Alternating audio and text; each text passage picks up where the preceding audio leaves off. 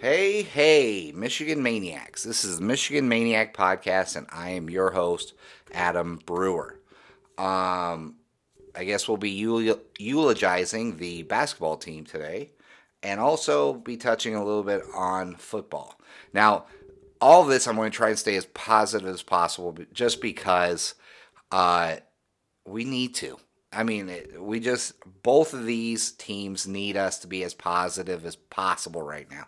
So, with that, though, let's get into the housekeeping. Remember, all social media, IG, Twitter, YouTube, Facebook fan page, all of it you'll find me on. YouTube, I'll be honest, I'll start doing more later.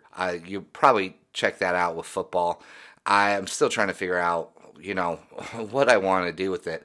I don't know if I want to put the full show on it. Do I want to just break it up into clips, things like that? I know I'm very whatever with it. It's just the way it goes. Twitter hit me up there. Love it there. I'm starting to get used to Twitter. Also, guys, if you rate and review on Apple Podcast, hit me up, DM me, give me your name, address, or fake name. Whatever address you want me to send stickers to, I will send them to you as a thank you for being a supporter of the Michigan Maniac Podcast. So let's just get into this, okay? I've been trying not to do podcasts recently because I'm kind of superstitious, right? And I did a podcast before the tournament started, and they won. So I didn't want to jinx it. I didn't want to ruin it. I just wanted to let it keep going. I mean, there's been plenty of times I wanted to get on here and break it down and just be excited because it was one hell of a run. First of all, let's just get that out of the way, right? One hell of a run for this team. Awesome run. I mean, we were picked, middle of the pack in the Big Ten this year. Didn't expect much from this team. And what did we do? We won straight out a Big Ten regular season title. We had to carry Illinois with us across the finish line. But hey, we'll share the fake one with them. Also, then we get into the tournament and we make a run to the Sweet 16, and we make it to the Elite 8. By the way, making it to the Sweet 16, everybody and their mother picked LSU to beat us, and then picked Florida State to beat us. And then we followed up with one of the worst played games I have ever seen Michigan play. And it was actually kind of confusing for me at first, right? Because I'll be honest, this team is very Dr. Jekyll or Mr. Hyde, and you know exactly what you're dealing with within the first 5 to 10 minutes of this game, of whatever game they're playing. You know they're on. Boom, and you can tell it. You can feel it in their defense. You can feel it in their offense. They're hitting shots. They're passing the ball right. They don't look like they're scared or nervous. They're just flowing, right? And you can tell immediately. Then also, in all the losses we've had, I mean, go back and watch Minnesota game, Illinois, the second Michigan State game, those three. Now, the loss to Ohio State in the Big Ten tournament is kind of an outlier. Kind of like this one is where you just didn't know. We didn't look good, but our defense was okay, and you couldn't tell if they were going to get their act together long enough to win that game, right? You couldn't tell. And you knew they weren't playing well, but they weren't awful like in the Minnesota game, the Illinois game, and the second Michigan State game. You just couldn't tell. Right off the bat, those three games, they looked like crap. They played like crap offensively and defensively. So it was easy just to deal with them and be like, okay, they're just going to lose this game. And then you kind of mentally get ready for it. The Ohio State Big Ten tournament loss and then this loss against UCLA was like their defense is good. And then they're real, they look like crap, but then they kind of look good. And they're just right in that game. And you're like, ugh. And you're thinking, if they can just pull their head out of their butts for a 5 to 7 minute stretch, they could win the game because their defense is playing so well, right? So that's where I was just like, well, I guess this is just how they lose in tournaments or whatever, because it's similar to the Ohio State loss. But I'll be honest, I'd much rather lose in the Elite Eight by 2 to a scrappy, hard-fighting team like UCLA than go and play Gonzaga and then just perform again to this level and get blown out by 30. I know you can say, well, who guarantees that we'd play this bad again? I don't know. I really don't know. But I know I wouldn't want to lose by 30 to Gonzaga. I just wouldn't want that for us as a fan base. Well, I mean, because you saw how some of the fan base reacted. And by the way, you can criticize the players, but criticize their play. They didn't play well. It was a well-earned loss. They played like crap. Franz Wagner, if he's going to be a lottery pick, he needs to learn to play like a lottery pick every minute he's on the court, right? He just has to. That's just the way it goes. That's criticism, right? He did not play well. Mike Smith did not play well. Hunter Dickinson did not play well. When you needed them to step up, they didn't step up, and that's why we lost. See, that's criticism, right? That's criticism. But then to go on their media page, like whatever, Twitter or Instagram or whatever, and then call them names or wish them ill or whatever some of these people were doing, that is so wrong on so many different levels. Like, why are you doing that? Like, what is wrong with you? Is that how you handle things in your life? Is that you have to then, like, scream just at people that you don't know and they don't know you, all because they didn't put a ball in a basket the way you like? Yeah, say their play was for shit, and that's fine. Just like I'm a comedian. When I step on stage and then people say stuff about how bad my performance was or how great my performance was, I put myself out there to be judged. So it's okay for them to criticize that. It's not okay for you to say, go fuck your mother in the ass, you suck dick, you awful piece of crap. That's not okay. And, be quite honest, I think I've had a few people tell me that on some of my really bad performances. I mean, granted, I have gotten drunk a few times and just said screw it and gone on stage and completely thrown a competition because I was angry at the judges. But that's a story for another time. But it's okay to criticize. Yeah, Franz Wagner, if he's going to be a lottery pick, needs to play like one all the time. He's an elite defender, but is a schizo when it comes to offense. He's either happy or sad or scared or insecure, whatever it is. He needs to get his mind right when it comes to the offensive end, and that's what he's going to be amazing. He's going to be amazing regardless because he's got the talent. He's got it. He just has to figure out his mind so he gets his mind right. After that, he's going to be unstoppable. But I think it's okay to say last night he was in his feelings and he didn't play well. He just didn't. Hunter Dickinson, same thing. Didn't play well. Mike Smith didn't play well. When Austin Davis is playing far better than Hunter Dickinson, there's a problem. Not that Austin Davis is a bad player. Actually, I love watching Austin Davis get in the game. I really do. I love how hard that kid works. He doesn't always have the best games either, but he was there last night. He stepped up last night. We just need the stars to step up. And let's face it though, at the end of the day, like I said, there's only going to be one winner. And more than likely, think about it. What are the percentages that the loser of whatever game always gives their best and then they just barely get outplayed? That's what? 20% of the time? Maybe 20? And I mean, I'm being generous here. Most of the time, you just get outclassed. You get outclassed, outplayed, you didn't bring your best game, whatever. And that's just how it goes. That's basketball, that's sports, that's football, that's everything. Okay? They just didn't have it last night. God bless them for giving us an Elite Eight performance. I mean, through a rough COVID time, losing Isaiah Livers, doing all the things that had happened to this team, and still getting to the Elite Eight, and one bad game away from the Final Four. I mean, fantastic. It was this team should be loved and appreciated, not been whatever. I don't even know what nasty things some of you guys, or not you guys, because the Michigan Maniac fan base is a phenomenal fan base.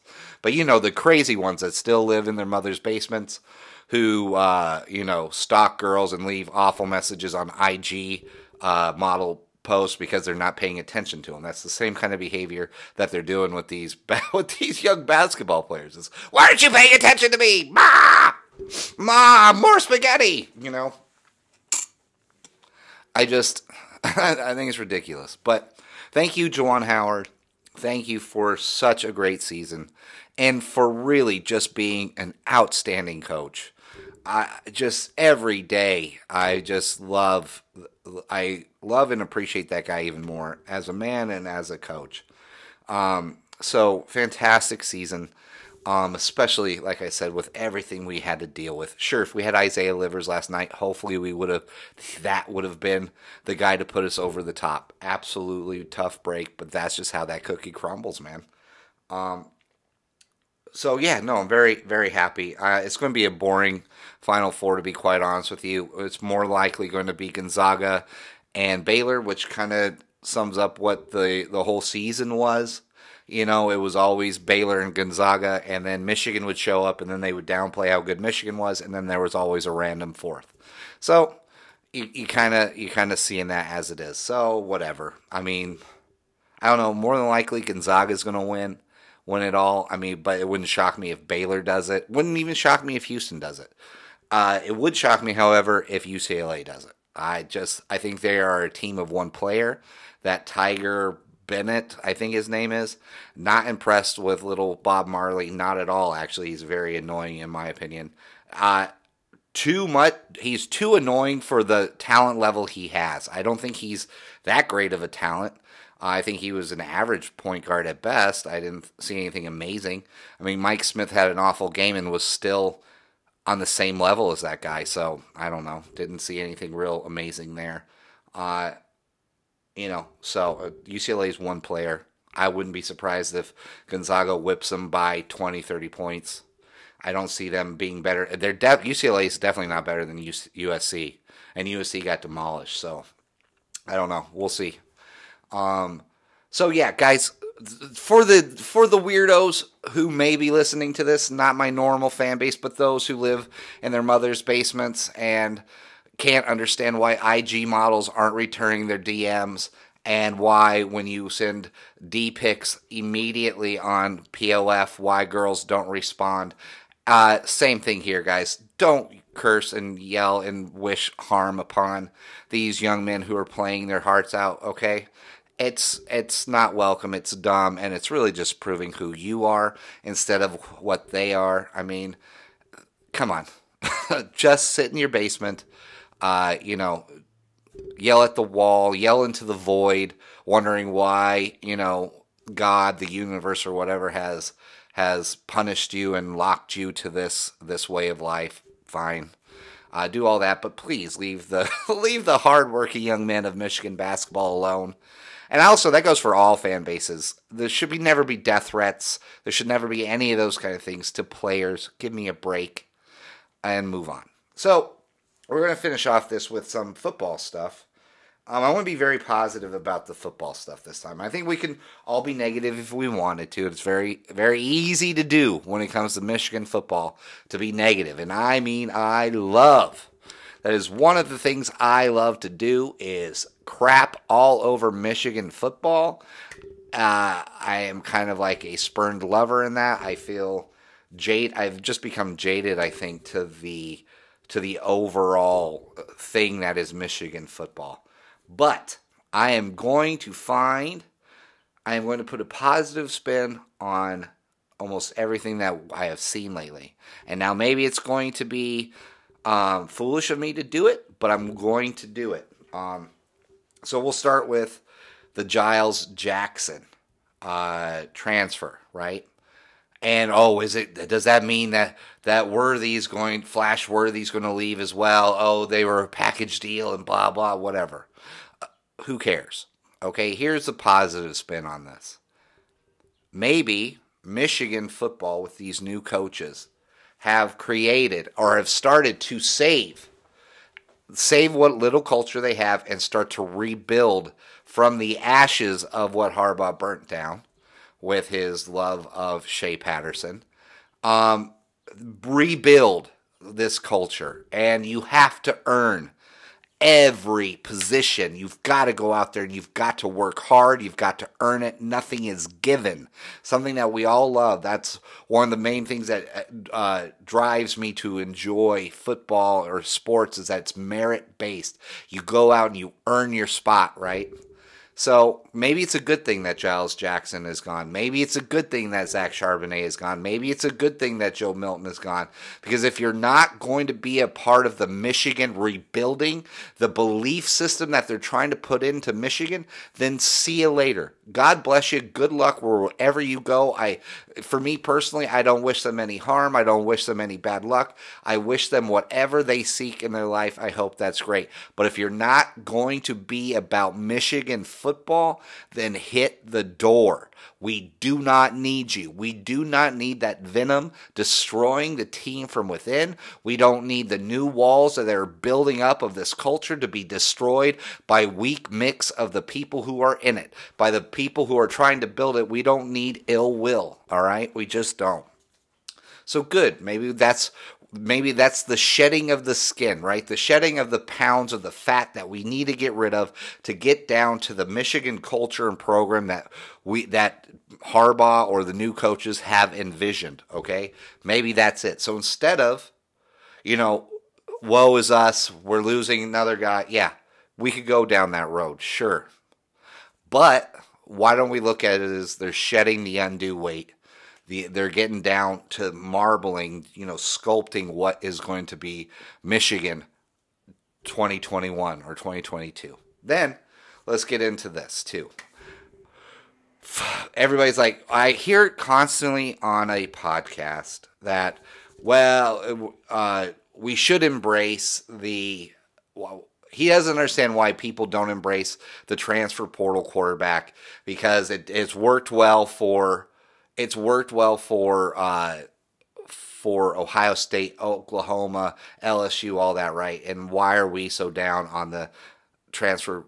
True. The transfer portal quarterback has not worked out well for us. That's why we're negative on that. I'm only going to spend a little time being negative on this because I think it's a dumb statement by this podcast. He uses examples, Ohio State. He uses examples of Oklahoma and LSU. By the way, Justin Fields, Baker Mayfield, Kyler Murray, and Joe Burrow. Why would those schools? No one should complain at those schools, those three schools, because they all had national title hopes. They all either won national titles or were in competition for it in the playoffs. And I think all four of those, either 3 out of the 4 won Heismans. So, of course, they're not going to complain about it. But us, we can complain because, let's face it, the quarterback thing hasn't worked out, right? With that being said, absolutely right. The quarterback thing hasn't worked out. But it's been bad luck. It hasn't been bad coaching. Outside of maybe Shea Patterson. That's the only one that I will shit on regularly because he really just was unimpressive in my opinion. But from 2015, Ruddock, fantastic, got better as the year went on. 2016, I know I've done a podcast on this before, but I think people need to hear it. So we have a little bit more faith in the system, right? I'm trying to be positive here. 2016, Spate, great. All the way, great for that system. Yeah, he wasn't doing Heisman numbers, but that was not his job. He was a system quarterback. He was doing what was asked of him. Great. All the way up until he got hurt against Iowa. And then we had Ohio State the next week, I think. So very hard to get injured and then come back, right? Especially a shoulder injury. Like, he did his part. So not Harbaugh's fault. You can't blame Harbaugh for kids that get injured. It's just, this is football. That's the way it goes. Yes, John O'Corn, another crap. I mean, so I guess there's two quarterbacks you can really crap on if you want to. Shea Patterson, in my opinion, and John O'Korn. John O'Korn is one of the worst quarterbacks I've ever seen play football. But, so yes, John O'Korn, but even John O'Korn let us, we almost beat Ohio State in 2017. So 2017, let's look at that. Spate is playing behind one of the worst offensive lines in the history of Michigan football. It was so schizophrenic. They didn't know what they were doing. They had two guys trying to run that offensive line, and they both screwed it up. So, yeah, Spate breaks his back. Okay. Didn't look good for the first couple, but still, like I said, playing behind one of the worst offensive lines in Michigan history. Then he breaks his back, which I think was a dirty hit to begin with in Purdue. But then O'Korn comes in, somehow forgets he's John O'Korn, and has a great game. Then he follows that up with one of the worst performances, or just a typical John O'Korn performance, against Michigan State. They finally realize that he's no good, and they get rid of him, and they put in Brandon Peters. Brandon Peters, go back and look. He was Spate 2016, but with the worst line. He was actually mobile, and he was able to survive and make plays that were good to help us win games all the way up until the offensive line let him down again, and he got crushed against Wisconsin.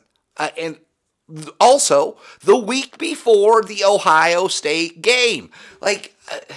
Injury has plagued Michigan quarterbacks more than bad coaching has, okay? Plain and simple. Injury, not performance outside of John O'Korn, just the worst. But injury. Brandon Peters was hurt the week before we played Ohio State. If Brandon Peters stays healthy in that Wisconsin game, we win that game. We were winning before he got hurt. We go into that Ohio State game, we win that Ohio State game. I could almost guarantee you, because John O'Korn had 3 or 4 awful passes that just completely ruined the game for us in that Ohio State game. We got O'Korn in that game. All right. Then in 2018 was a good year for Shea Patterson. I'll be honest. I'll give credit where credit's due. He can't throw the deep ball, but overall, Shea Patterson had a good 2018. 2019, injury. Once again, Shea Patterson, they say the first play of the first game of the year, hurt. Played hurt all the way through, looked like shit, right? Then we play Wisconsin. And then he gets pulled because he played like shit, and then McCaffrey gets in. What happens to McCaffrey? Gets hurt. So another quarterback injured.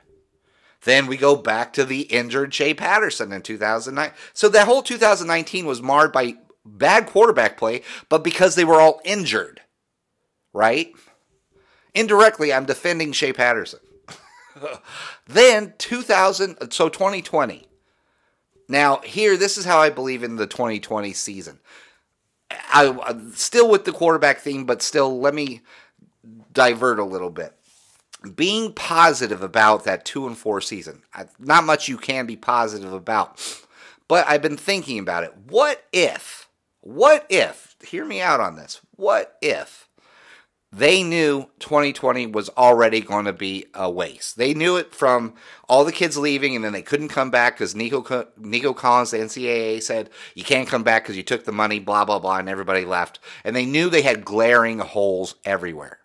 So what if they were just like, you know what, let's play everybody. Who cares? This is a lost season to begin with, and we will deal with whatever comes our way.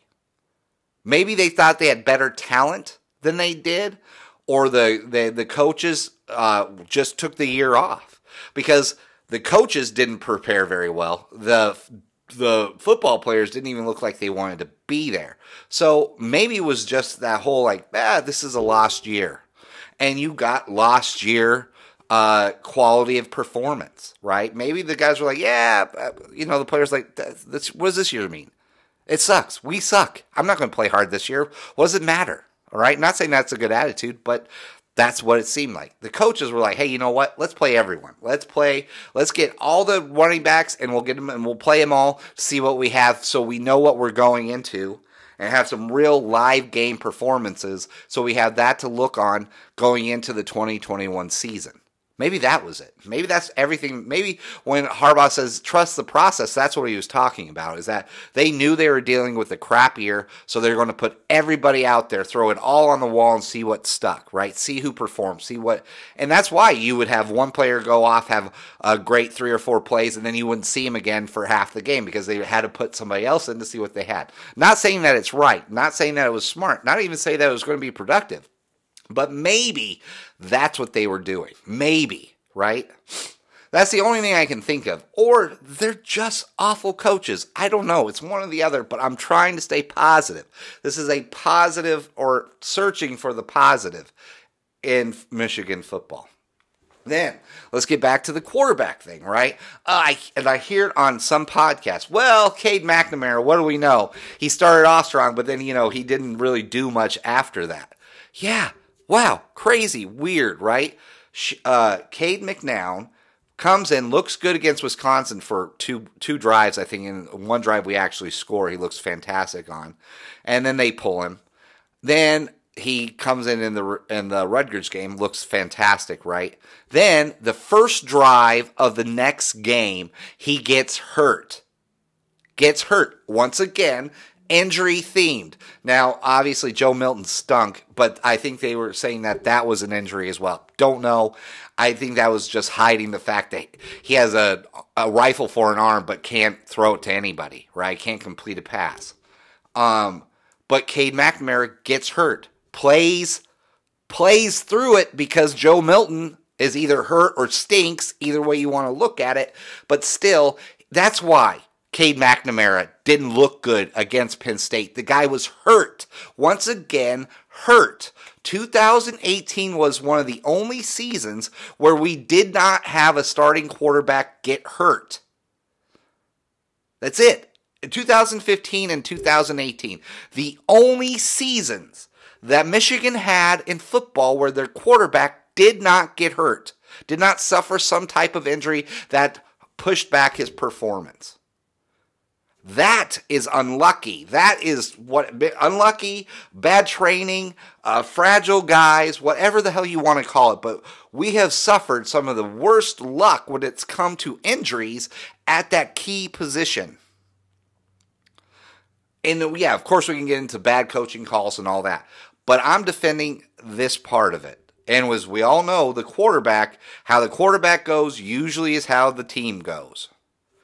So I think this has been kind of a productive episode, don't you? I think I've tried to be as positive as possible. I've made some good arguments. So let's keep an open mind to the 2021 Michigan football team. Now, granted, I really have a hard time being positive about Harbaugh just because he's so frustrating of a person to be positive about, especially now. But let's just assume that he's made the right choices. Because I'll be honest, Mo Linguist, Yamo B there, Mike McDonald, I think, Sean Nua, that Hilo character, all those coaches they've brought in, Matt Weiss, the other defensive line guy, I don't know his name, but he looks cool. I think they're revigorating the culture. They're waking these kids up. They're getting them to buy in again, right? Like I had that episode, Michigan's going from the clubhouse to the club when it comes to the coaching, right? Getting those old stale dudes out, bringing in the new blood, bringing in the young guys who are going to challenge these dudes and force them to be better, right? I think this is good. I think this is going to be exciting because we do have the talent. I do agree with Nico Collins on that. The talent gap between Ohio State and Michigan isn't much, but it's the coaching gap, I think, was the big part of it. When you have Don Brown, who coached with Ryan Day, you don't think, and he obviously, Don Brown refused to change his approach, refused to change his calls, refused to do anything, and Wisconsin proved how they knew exactly what we were going to do before we did it. So you don't think Ryan Day just kept some notes and realized what Don Brown was doing? You don't think that happened?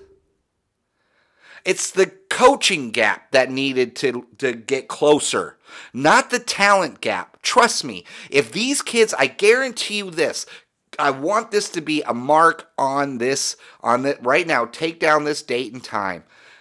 If these boys try, and not in derogatory words because they're actual boys, they're young, these young men buy into the program, buy into the coaching, and the coaching gap narrows, right? And those boys buy in, those young men buy in.